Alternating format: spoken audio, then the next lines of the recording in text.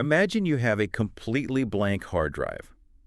I am talking about a massive, multi-terabyte, enterprise-grade, solid-state drive sitting right there on your desk. Okay, I'm picturing it. A big, heavy brick of storage. Right. Now, you proceed to fill it to the absolute brim. You load it up with your favorite 4K movies, thousands of high-resolution books, a lifetime of photographs, and, you know what, let's throw in a massive offline AI language model, just for good measure. Oh, really? Packing it in there. Exactly. Okay. So tell me, do you think that hard drive now physically weighs more than it did when it was completely empty? It is, without a doubt, the ultimate trick question of the digital age. It really is. And I want you, the person listening to this right now, to lock in your answer. Does the data itself have physical weight? I mean, common sense says no, right? Right. Your Newtonian bias is probably screaming at you that it's just code. It's just digital ones and zeros floating in the abstract ether of a microchip. A 1 doesn't weigh more than a 0. It's just a switch being flipped. Exactly. But I am here to reveal the mind-blowing answer based on the absolute mountain of research we are looking at today. Yes, it actually does. It does, and we are not speaking in some metaphorical, philosophical, weight of knowledge kind of way. Right, not like the burden of knowing too much. No, we are talking about literal, quantifiable, physical mass that exerts an infinitesimally small but mathematically real gravitational pull. Welcome to today's deep dive, where we are taking everything you thought you knew about the physical universe, turning it completely inside out and giving it a vigorous, highly analytical shake just to see what kind of quantum weirdness falls out of its pockets. I love that visual. I'm Satoshi. And I'm Satoshi.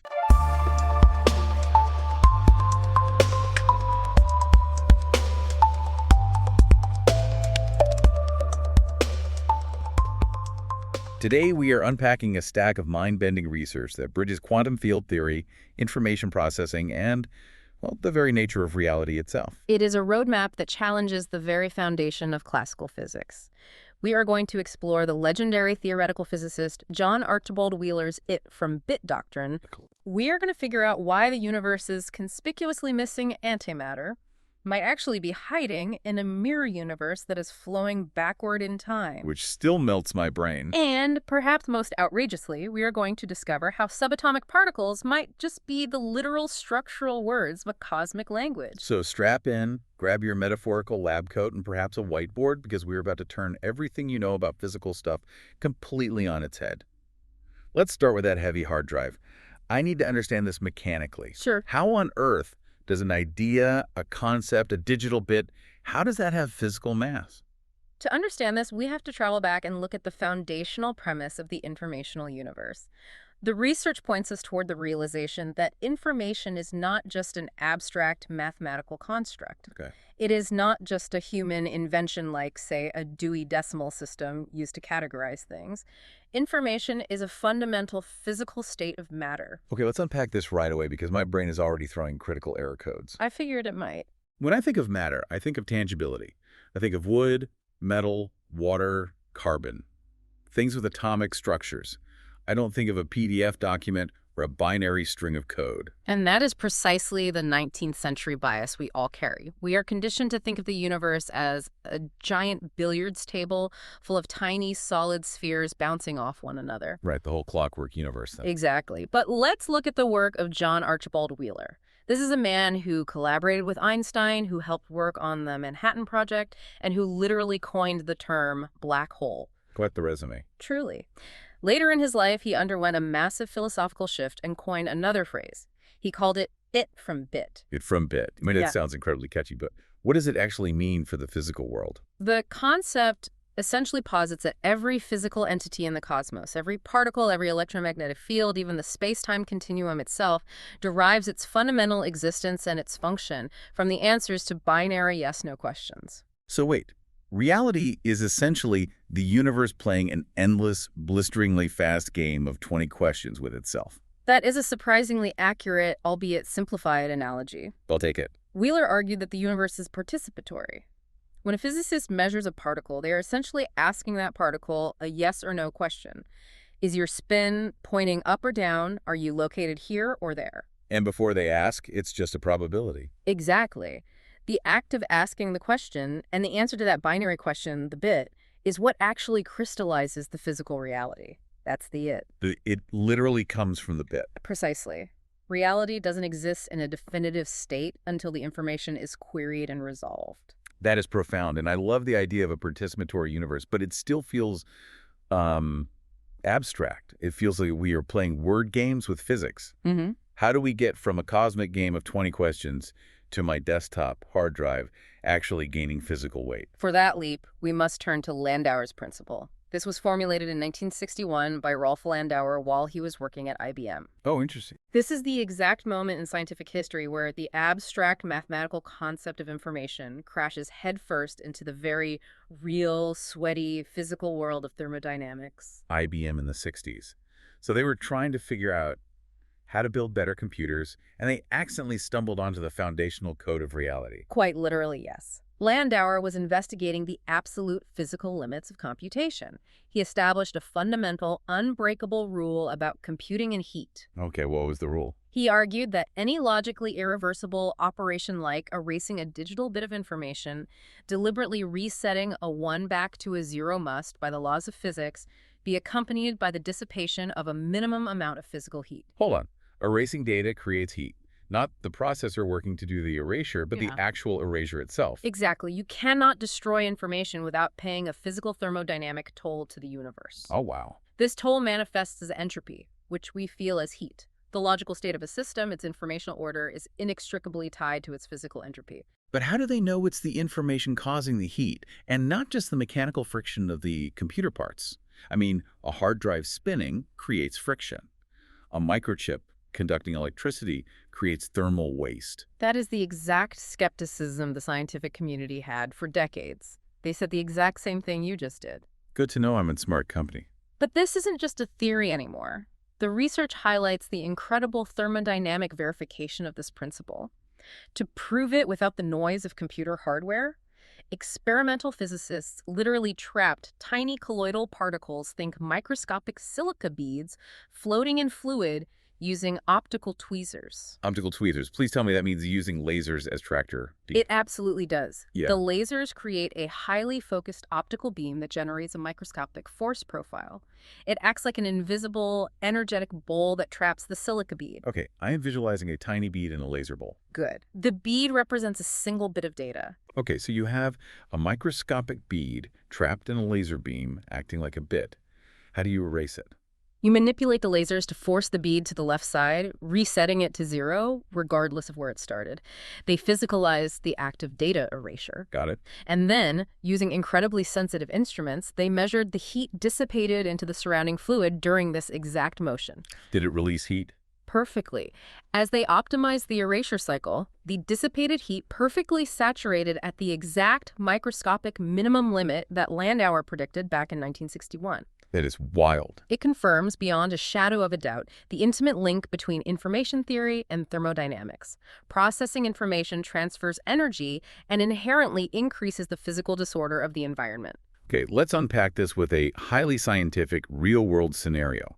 Does this mean when I finally sit down on a Sunday afternoon and mass delete those thousands of blurry, unusable concert photos off my smartphone, I am actually making the universe slightly more chaotic by releasing literal physical heat? That is entirely correct. Your phone gets slightly warmer, not just because the silicon processor is routing electrical currents, but because the fundamental abstract act of erasing that digital information inherently requires the release of thermal energy. That is amazing. You are increasing the entropy of your living room to rid yourself of bad photography. I always knew my terrible photography was a force of cosmic chaos. But we still haven't touched mass. Heat is energy. Where does the actual weight come in? This is where the research brings in the mass energy information equivalence principle. It was proposed recently by physicist Melvin Vopson. We already know from Einstein's famous concept of special relativity that mass and energy are interchangeable. They are two sides of the same coin. Right, the classic idea that mass can become energy and energy can become mass. Precisely. Yeah. Now, if Landauer proved that information and energy are intimately linked, that erasing info releases energy, Vopson completes the triangle. I see where this is going. If energy is fundamentally equivalent to mass and information is fundamentally equivalent to energy, then logical deduction states that information must be equivalent to mass. So it's a transitive property. Exactly. Information is a distinct phase of matter that possesses a quantifiable mass while it is stored in a physical system. So there is a literal, calculable weight to a single bit of data. Yes. The research gives us the exact value. At room temperature, a single bit of information weighs an unimaginably tiny fraction of a kilogram. How tiny? To visualize it, you would have to write a decimal point, followed by 37 zeros before you finally hit a number. 37 zeros. So 0.0000. Let me catch my breath. 000.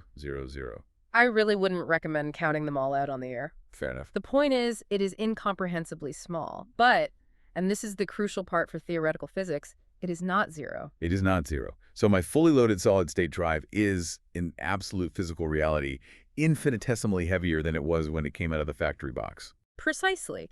And if this equivalence principle holds true, it gives us a revolutionary mathematical framework to quantify the informational content of the entire universe. Which is a huge deal. Massive. But of course, as any good scientist will tell you, a theory is just an elegant story until we can prove it with a reproducible experiment. Right. And how exactly do you put a hard drive on a scale that is sensitive enough to measure 37 zeros past the decimal? You couldn't. I mean, a passing truck a mile away would vibrate the table and throw off the calibration by 1,000,000,000%. Exactly. You cannot use a physical scale. You must use particle physics. The research outlines a proposed experimental protocol to definitively prove this equivalence principle, and it involves the annihilation of matter and antimatter. Oh, this is my favorite kind of physics. The smash things together at nearly the speed of light and see what explodes branch. It is remarkably effective. Let's look at a standard collision. You take an electron, which is standard matter, and you introduce it to its antimatter counterpart, a positron. When they touch, they annihilate each other completely. Normally, classical physics says this process produces two high-energy gamma rays. The physical mass of both particles is converted entirely into pure energy, seemingly balancing the cosmic checkbook. Seems incredibly straightforward. Matter meets antimatter. Boom. Flash of incredibly lethal gamma radiation, and there is nothing left.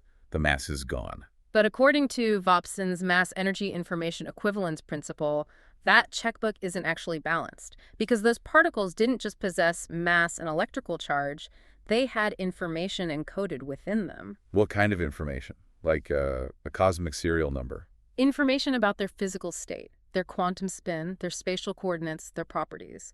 If information is a physical phase of matter, as this theory suggests, it cannot simply vanish into nothingness. Because that breaks the rules of conservation. Yes.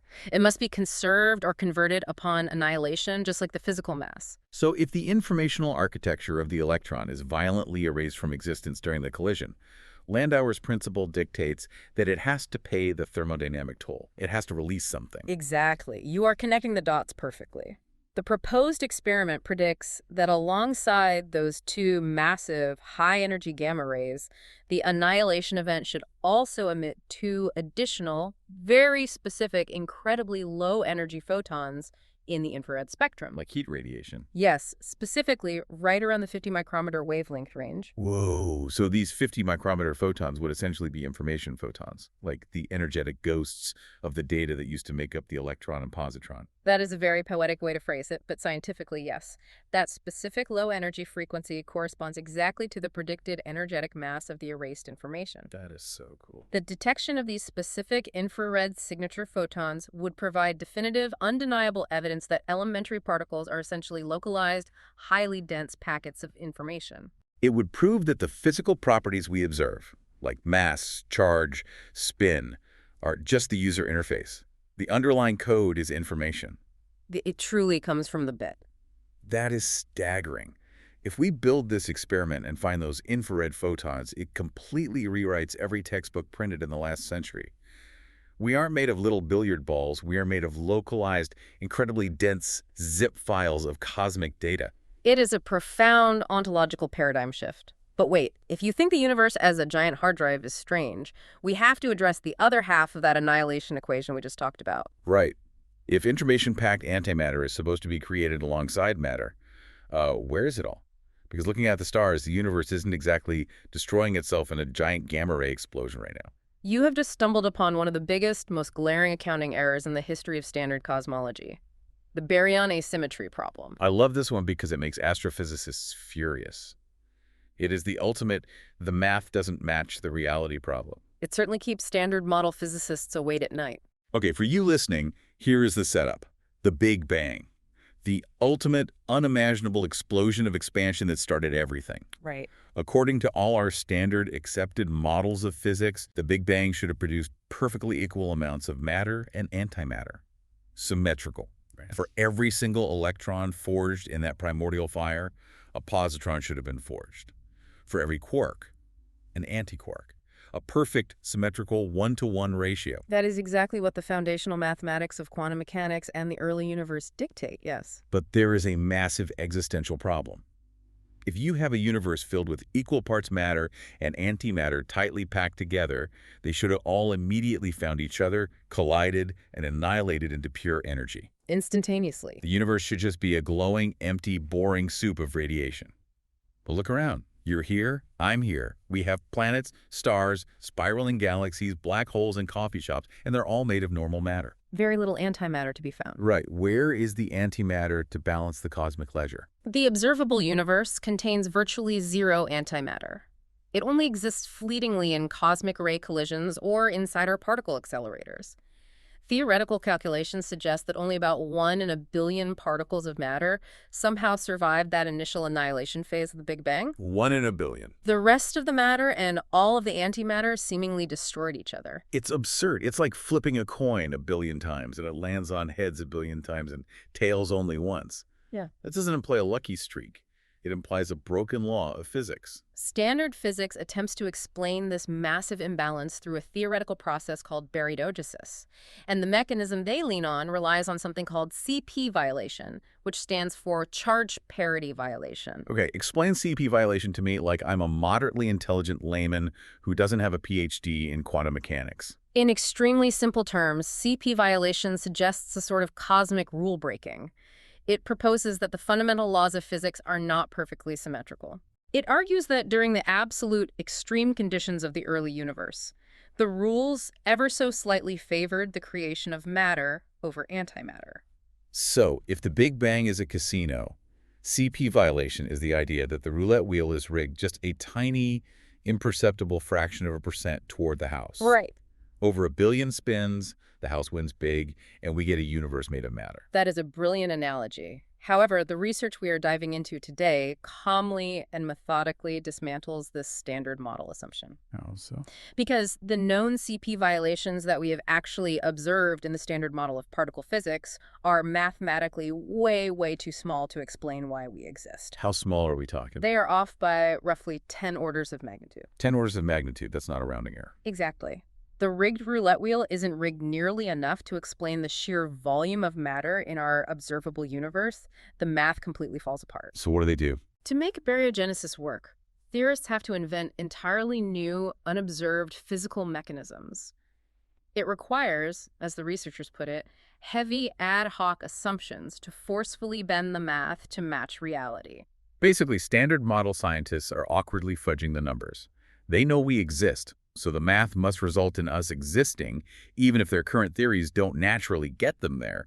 They're reverse engineering the math to fit the conclusion. Precisely.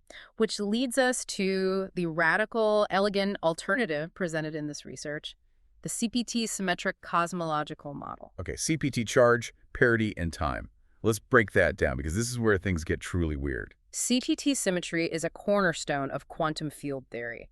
It states that if you were to take our entire universe and do three things simultaneously. First, reverse the electrical charges of all particles. That's the C for charge. So electrons become positive, protons become negative. Yes. Next, you flip the spatial coordinates like a perfect mirror image. That's the P for parity. Left becomes right, up becomes down. Okay, a mirror universe. And finally, you reverse the flow of time. That's the T for time. If you apply all three of those transformations, the fundamental laws of physics should remain completely unchanged. Unchanged. Yes.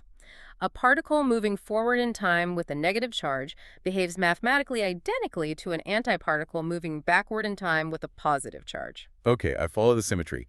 How does this solve our missing antimatter problem. This new cosmological model posits that the Big Bang was not just a single unilateral explosion outward into empty space. It was a double-sided event. It's a double-sided event, like blowing a soap bubble, but instead of one bubble, another identical bubble blows out the opposite side of the wand at the exact same time. Yes, perfectly stated. It generated a universe and an anti-universe pair simultaneously. Our universe, the one we are sitting in right now, recording this deep dive, flows forward in time from the moment of the Big Bang and is almost entirely dominated by standard matter. And the other side. The other bubble. The mirror counterpart, the anti-universe, flows backward in time away from the Big Bang, and it is dominated entirely by antimatter. Wait, hold on. A universe flowing backward in time. I have to push back on this. I expected you might. If time is flowing backward, doesn't that fundamentally destroy the concept of cause and effect? How does gravity even work? Does an apple fall up into the tree before it drops? Does a shattered teacup spontaneously assemble itself? That is the natural human reaction to temporal inversion, but you have to look at it from the correct frame of reference. From their perspective within the anti-universe, time is flowing forward. Oh, really? Yes. The apple falls down, the teacup shatters, their psychological arrow of time points away from the Big Bang, just like ours does. But from our perspective, looking across the boundary of the Big Bang, their time is inverted relative to ours. So we're basically talking about a cosmic twin, an anti-universe where my antimatter self is currently existing, governed by the exact same laws of physics, but locked on the opposite side of the temporal origin point. It sounds like pure science fiction, I grant you that, but mathematically. This configuration beautifully, elegantly preserves the fundamental CPT symmetry of the cosmos without needing to invent arbitrary ad hoc CP violations. It just balances itself. Right. Our universe is the exact, perfect, reflected image of the anti-universe in terms of charge, spatial parity, and the arrow of time. So the antimatter isn't missing at all. There was no giant accounting error at the dawn of time. None whatsoever. The antimatter is simply sequestered. It is locked away in a temporally inverted branch of reality. The reason we can't find the antimatter is that it is essentially moving away from us in the opposite direction of time. It's not missing. It's just driving in the opposite lane on the temporal highway. Exactly. The scarcity of antimatter locally is just a result of our heavily biased perspective as biological observers moving forward in time. We're only seeing half the picture. You've got it perfectly. My mind is officially reeling. Real quick before we jump into the deep end, if you are getting value out of this show, we request you to check us out on Vound.fm. It's a value-for-value player where you actually get paid for listening without advertisements blocking your experience. It's a great platform. And of course, you can listen to us on Spotify, Apple Podcasts, or YouTube Music for free, or wherever you get your daily audio boosters in J. As our videos, we still need to hit our goal of 1,000 subs on YouTube to start using the Mosaic AI video editor. Mosaic is truly a game changer for small creatives like us. It really is. We can feed it a YouTube link, and it creates beautiful AI, cinematic captions, infographics, and a whole lot more we're still discovering in our capability tests. It's amazing stuff. Okay, let's get back to the mirror anti-universe. Yeah. You have this perfectly balanced dual setup. Matter flowing forward, antimatter flowing backward. My immediate question is, why? Why a dual system? Yeah. If the antimatter isn't missing, but just running backward in a mirror universe, what is its actual purpose? Why does the cosmos require a dual twin-engine universe in the first place? To answer that incredibly profound question, the researchers merged this CPT-symmetric mirror model with Wheeler's it from bit informational concept we discussed earlier. Oh boy, worlds colliding. And when you smash those two theories together, it introduces a massive, monumental paradigm shift. I'm bracing myself. If information is physical, as we established with the hard drive, and reality is built on binary choices, the anti-universe takes on a profound new role. Antimatter isn't just matter with a negative charge. Okay, what is it? Antimatter represents the meaning or the high-dimensional informational template of reality. The meaning. You're saying antimatter is literally the physical embodiment of the concept of meaning itself. I'm going to need a very solid analogy here. Let's use the semiotics analogy provided in the research. In the study of linguistics and science semiotics, championed by thinkers like Ferdinand de Saussure, you have two fundamental components to any word, sign, or symbol. Okay. You have the signifier and the signified. Okay, I remember this from college literature and philosophy classes. The signifier is the physical, tangible thing, like the actual letters D-O-G written in black ink on a piece of paper, or the literal sound waves vibrating through the air when I speak the word dog. Exactly. The signifier has no inherent meaning, it's just ink, or it's just noise. Right. And the signified is the abstract concept it points to. It's the mental image in your head of a four-legged, furry, barking animal. The physical ink on the page is not the animal itself, it just points to the conceptual reality of the animal. Okay, I easily follow the linguistics. Yeah. But how does semiotics apply to astrophysics and quantum fields? The research posits that the universe operates in the exact same linguistic way.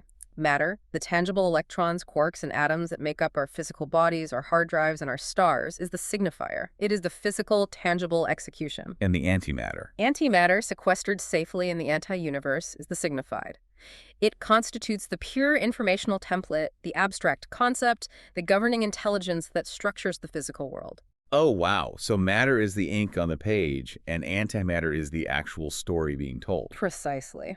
The cosmos has a dual task. The physical branch, our forward-moving universe, executes the action. It operates the physical machinery, exchanging energy and mass, pushing the ink around the page. And the other side. The anti-universe acts as the high-dimensional, mathematically perfect reservoir where meaning, logic, and structural templates are permanently stored and organized. So wait, this completely recontextualizes annihilation. The reason antimatter destroys matter upon contact isn't just some brute force explosive physical reaction. Yeah. It's because the pure abstract concept and the physical manifestation cannot occupy the exact same spatial reality without resolving back into pure, unadulterated energy. You are grasping the ontological weight of this theory beautifully. The scarcity of antimatter in our physical branch isn't an accident. It reflects the simple philosophical and physical fact that meaning is not a physical object you can hold in your hand. That is wild. It is a relational structure that exists behind or opposite the physical manifestation. The map is not the territory. That sounds incredibly beautiful and wildly philosophical, but let me push back again. This is physics, not poetry. Is there any hard empirical data to back up the idea that the vacuum of space is secretly hiding this vast, invisible informational template? There is. And it brings us away from the chalkboard and back to the particle colliders, specifically the relativistic heavy ion collider, or RHIC experiment. Back to smashing things. What were they smashing this time? Gold. In quantum field theory, we've known for a long time that the vacuum of space is not a truly empty void. It is a roiling, dynamic field of quantum potential. Right, quantum foam. Exactly. The researchers propose that this vacuum is actually an informational ether, a primordial underlying field of pure quantum information connecting our universe to the anti-universe. An informational ether. Okay. In 2026, scientists at the RHIC were colliding heavy gold ions at incredibly high relativistic energies. Looking for what, exactly? Were they trying to break the gold down into smaller pieces? They were looking for evidence of matter spontaneously emerging from the vacuum, and they found it. The intense energy of the collision caused the production of lambda and anti-lambda hyperon pairs emerging directly from the vacuum energy. Okay, so they created matter and antimatter out of pure energy. We know that happens. But it wasn't just random particle creation. The star collaboration running the detector reported something baffling. These newly birthed pairs exhibited strong quantum spin entanglement. Spin entanglement, meaning their physical properties were fundamentally mathematically linked to each other, even as they flew apart. Yes, and they measured a relative polarization of exactly 18%. This is the crucial reality-breaking detail. Think about it. Okay. If you are generating particles randomly out of a completely empty, unstructured vacuum, their spins should be totally random, 0% polarization. Right. If you throw a handful of dice, they shouldn't all magically land on the same number. Exactly. But they found an 18% correlation. The research interprets this 18% polarization as a quantum fingerprint. It definitively proves that the vacuum isn't just a random, chaotic soup of boiling energy. So what is it? It is completely full of pre-existing, highly structured informational correlations. It has memory. Wait, so what does this all mean?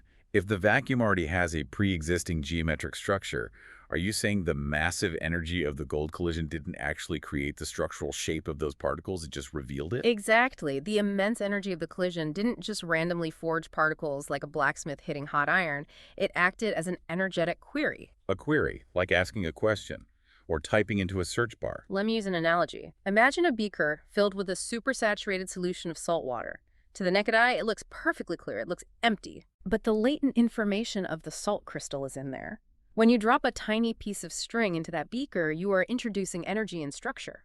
Suddenly, massive geometric salt crystals instantly form out of the clear water, clinging to the string. The string didn't create the salt, it just gave the latent salt a reason to manifest physically? Exactly. The energy of the particle collision at the RHIC was the string. You are pumping energy into the informational ether, querying the latent space, and the output is the physical crystallization of those pre-existing correlations. Wow. The physical matter is drawn out of the informational blueprint of the anti-universe. Okay, my mind is thoroughly, completely blown. If antimatter is meaning, and the vacuum of space is essentially an infinite supersaturated informational database we can query with high energy, then the particles themselves, the outputs of that query, must be the actual vocabulary. You are leaping perfectly to the next logical conclusion of the research. Subatomic semantics, the idea that the physical universe is quite literally a language. I am completely ready for this. Teach me the grammar of reality. The researchers outline concepts drawing from what they call particle psychology and the ancient Sakya interpretations of atomic theory. Particle psychology. Yes, these models suggest that subatomic particles like quarks and leptons shouldn't be thought of as tiny, indestructible chunks of solid rock. Instead, they are resonant modes of vibration of space itself. They are words that denote specific meanings. So if space isn't an empty glass box, what is it? In the Sakya interpretation, space is imagined as a vast, taut musical drum. A drum, okay. When you hit a drum with a mallet, the surface vibrates and produces a very specific acoustic sound based on the tension and the energy. In this analogy, the subatomic particles are the distinct resonant frequencies, the sounds produced when the drum of space-time is struck at specific locations with specific energies. Oh, I see. They are resonant frequencies of pure information. I love that visual. So an electron is a specific note, a quark is a different note, a neutrino is a very quiet note. But how does a collection of notes build a structured language? This is where we bring in the philosophical concept of logical atomism. This theory, championed by philosophers like Bertrand Russell, argues that language is composed of atomic sentences, which are in turn composed of subatomic parts, or words. Makes sense. The research maps this directly, one-to-one, onto quantum particle physics. Let's break down the grammar. First, you have fermions. These are the particles that make up solid matter quarks, leptons, electrons. The solid building blocks. Yes.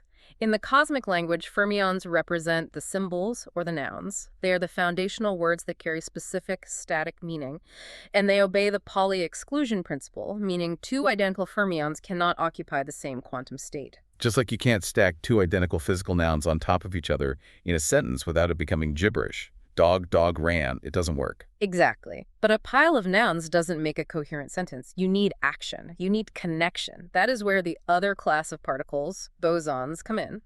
Bosons are the force-carrying particles. Right, like photons. Photons carry electromagnetism. Gluons carry the strong nuclear force. W and Z bosons carry the weak force. So if fermions are the static nouns, then bosons are the verbs. Yes. Bosons represent the activity or the verbs. They connect the symbols and convert static, isolated meaning into dynamic, flowing interactions. A photon passing back and forth between two electrons is essentially a verb connecting two nouns. That fits perfectly. And unlike fermions, bosons can stack on top of each other infinitely. They don't obey the Pauli exclusion principle. Because you can overlap verbs. A dog can be running, breathing, and barking all at the exact same time. You are nailing the cosmic syntax. So an atom, a physical nucleus made of protons and neutrons with electrons orbiting it. What is that in linguistic terms? The nucleus, or the atom as a whole, represents a coherent thought. It is a complex semantic unit formed by the precise, grammatically correct combination of fundamental concepts. When three quarks bind together through the constant exchange of gluons to form a stable proton, they are stringing together fundamental nouns and verbs to form a stable, coherent concept in the cosmic dictionary. This completely and utterly changes how I view the physical properties of objects. If particles are words, then what is mass? I always thought mass was just, how heavy something is, how much stuff is packed inside it. In subatomic semantics, we must completely reinterpret what mass and charge actually are. Mass isn't just physical weight. It is a direct measure of semantic density or importance within the informational structure. Semantic density. Yes. A very massive particle, like a top quark, is an incredibly highly dense, complex packet of meaning. And charge. Positive and negative electrical charges. Charge represents the polarity of a relationship. It dictates how different symbols are allowed to interact according to the strict syntax of the universe. Physics is no longer just the study of moving objects in a void. It is the study of cosmic syntax. So everything is communicating. The universe is a universal assembly language constantly speaking itself into existence. Wait. Let me apply this in my daily life. When I wake up in the dark, stumble through my living room, and violently stub my toe on the leg of my coffee table, I'm not actually hitting solid, unyielding wood. No, not essentially. My foot is just fundamentally disagreeing with the table's extremely dense sentence. In a deeply theoretical but mathematically accurate sense, yes.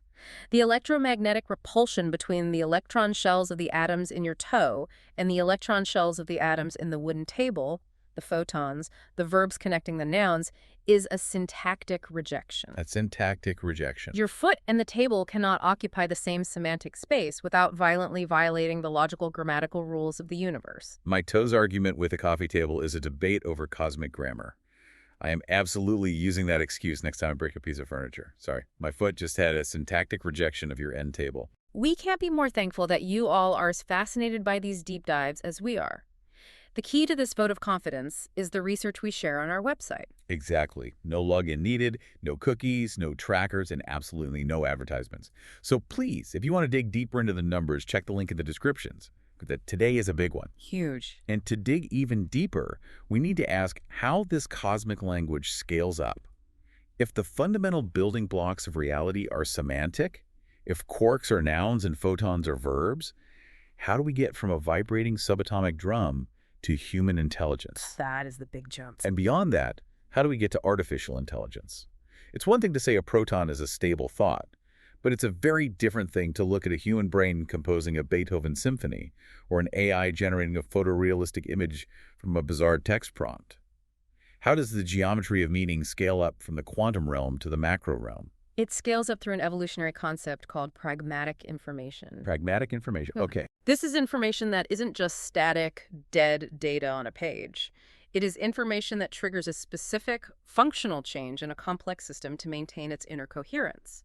In biological evolution, pragmatic information is the meaning of a pattern that allows an organism to adapt, survive, and replicate. Got it. So it's useful data. It's not just counting bits of DNA molecules, it's the functional meaning of what that DNA sequence builds. Okay, so pragmatic information is data with a specific life-saving purpose. But how is that represented physically? Because earlier you mentioned the geometry of meaning. This is perhaps the most visually striking and unifying part of the entire research stack. Meaning is consistently represented geometrically. And we see this convergent design in both artificial intelligence architectures and human brain neurology. Fascinating. Let's look at AI first. In generative AI models, like the large language models writing code or diffusion models creating images concepts, are mapped within what is mathematically called a latent space. A latent space. I've heard AI researchers and prompt engineers use this term. It sounds like a secret, magical dimension inside the server rack. What is it actually? Think of it as a highly compressed, multi-dimensional mathematical map of every single concept the AI has ever ingested from its training data. It's a geometric space where relationships between concepts are captured by literal physical distance in the math. Interesting. In this latent space, abstract concepts like gender, artistic style, or emotional mood correspond to specific directions or vectors. So if I map it out, the concept for happy is pointing in one direction and sad is pointing in the exact opposite direction. Exactly. Or the concept of king minus the concept of man plus the concept of woman geometrically equals the location for queen. Oh, the math literally leads you to the answer. And if you interpolate, if you draw a mathematical line between the coordinate point for cat and the coordinate point for dog and move slowly along that line, the AI will generate a smooth, seamless blend of features transitioning from a feline to a canine. That is wild. The AI has literally learned a continuous geography of meaning. Distance equals semantic similarity. Concepts that are closely related are physically grouped close together in this high-dimensional mathematical space. That makes perfect sense for a silicon computer crunching billions of matrices. Right. It builds a mathematical map to organize its data. But you said the wet biological human brain does the exact same thing. It does. Recent groundbreaking neuroscience reveals that the biological brain utilizes neural manifolds that function functionally identical to AI latent spaces. Really? Your motor cortex, for example, encodes physical movements as continuous curves within a geometric neural space.